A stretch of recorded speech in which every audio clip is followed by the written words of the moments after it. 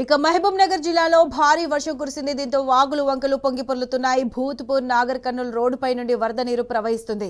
భూత్పూర్ మండలం షేర్పల్లి గ్రామంలో కోమటికుంట అలుగు తెగడంతో జాతీయ రహదారిపై నీరు ఉధృతంగా ప్రవహించింది. దీంతో కిలోమీటర్ల మేర ట్రాఫిక్ జామ్ కావడంతో వాహనాలు నెమ్మదిగా కదులుతున్నాయి.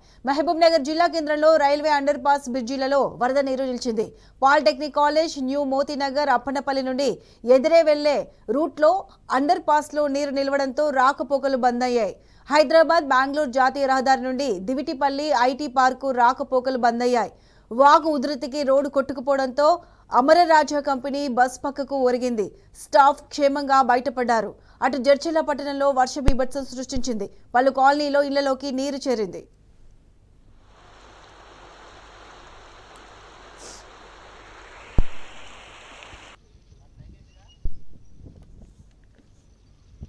साइड चलो आप